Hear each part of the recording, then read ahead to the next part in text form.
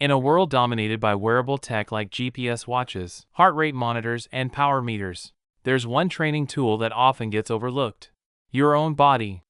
Training by RPE, rating of perceived exertion, is one of the most powerful, adaptable, and intuitive ways to run. It teaches you to listen to your body, adapt to the conditions, and train sustainably without being a slave to your watch. Let's unpack what RPE training is, how to use it effectively, and how to apply it using the 18 Coaching RPE chart. What is RPE? RPE stands for Rate of Perceived Exertion. It's a simple scale, usually from 1 to 10, that measures how hard a run feels. RPE 1 equals extremely easy, like walking. RPE 10 equals all-out sprint, maximal effort. It's subjective, based on your breathing, muscle fatigue, and mental effort.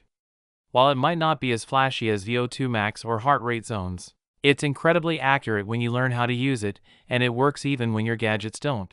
How it works. Here's a breakdown of how each RPE level feels, what it's used for, and how to structure your training around it. RPE 10, extremely hard. Effort, maximal sprint, unsustainable for more than a few seconds. Feels like total exhaustion, gasping for air, muscle fatigue. Used for sprinting, reserved for elite track athletes only. Not suitable for most endurance runners. RPE 9, very hard.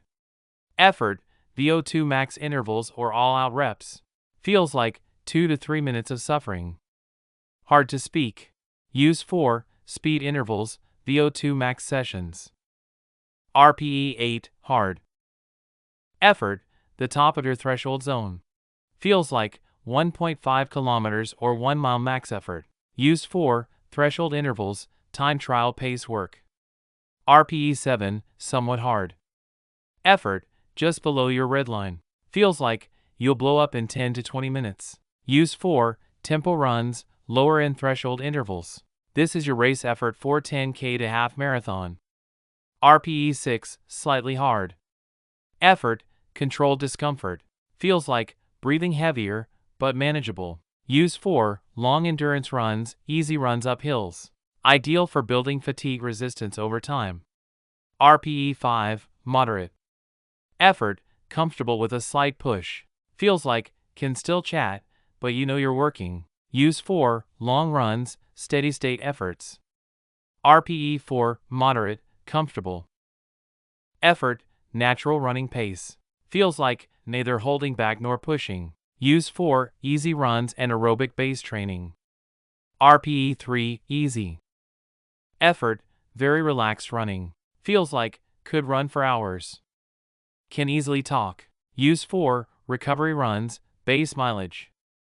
RPE 2 and 1, very easy to extremely easy.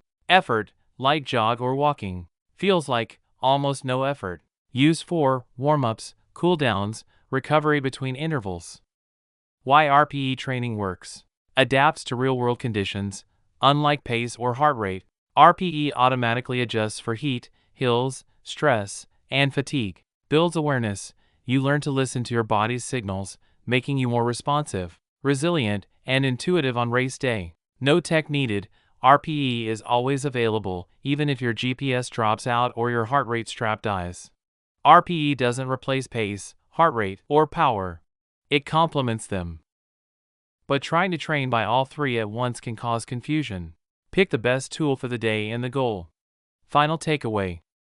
You don't need a perfect pace or heart rate to run well, you need to know how your body feels.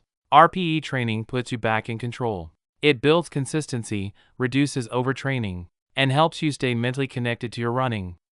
Want to learn more?